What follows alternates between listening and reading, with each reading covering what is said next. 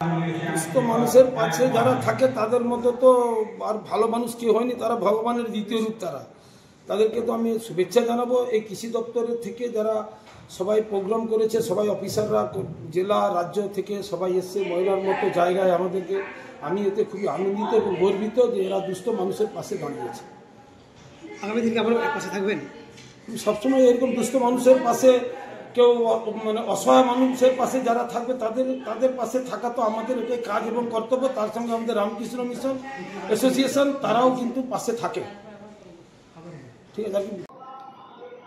সারসা state agricultural technology service association কৃষি প্রযুক্তি নিয়ে যারা আমাদের এখানে রাজ্য সরকারের অফিসার লেভেলে রয়েছি আমরা, তাদের সংগঠন এটি। তারই একটি ইউনিট আমাদের পূর্ব মেদিনীপুর জেলা শাখা, সেই সারসা ওয়েস্ট বেঙ্গল পূর্ব মেদিনীপুর জেলা শাখার পক্ষ থেকে আজকে সামাজিক দায়বদ্ধতার একটি কর্মসূচি রাখা হয়েছে। সেখানে আমরা রামকৃষ্ণায়নের এখানে আবাসিক যে সমস্ত বিশেষভাবে সক্ষম ছাত্রছাত্রীরা রয়েছেন তাদের হাতে আমরা একটি করে কম্বল তুলে দেব।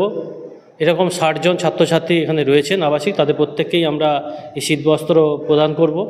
একই সঙ্গে আমরা জানি যে পুষ্টির অন্যতম একটি উপাদান হলো ফল, কিন্তু সেই ফলের যে বাজার মূল্য সবসময় কিনে সবার সম্পূর্ণভাবে পুষ্টি লাভ সম্ভব নয়। সেটাকে মাথায় রেখেই এই সারসার উদ্যোগে ওনাদের যেহেতু এখানে জায়গা রয়েছে, সেখানে একটি ফল বাগানও গড়ে দেওয়া হবে। তার জন্য আমরা এখানে আজকে চারা রোপণ করব। এইভাবে আমরা তাদের সর্বাঙ্গীন বিকাশে তাদের পাশে থাকার চেষ্টা করছি, আগামী দিনেও থাকব। এরকম বিভিন্ন সামাজিক যে দায়বদ্ধতার কর্মসূচি সেগুলো আমরা রেগুলারলি করে থাকি। গত বছর এরকমই আমরা একটি রক্তদান শিবির করেছিলাম, সেখানে বহু রক্তদাতা ছিলেন এবং আগামী দিনেও আমরা এই ধরনের সামাজিক দায়বদ্ধতার যে কর্মসূচি রয়েছে সেটাকে এগিয়ে নিয়ে যাব। এই দায়বদ্ধতা আমাদের সমাজের প্রতি থাকবে।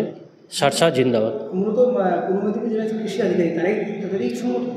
হ্যাঁ, এটা হচ্ছে WBAS West Bengal agriculture service, তার যারা অফিসার রয়েছেন তাদেরই সংগঠন এটি। আমি ডক্টর আশিস বক্সি, আমি জেলা সম্পাদক সারসা ওয়েস্ট বেঙ্গল পূর্ব মেদিনীপুর।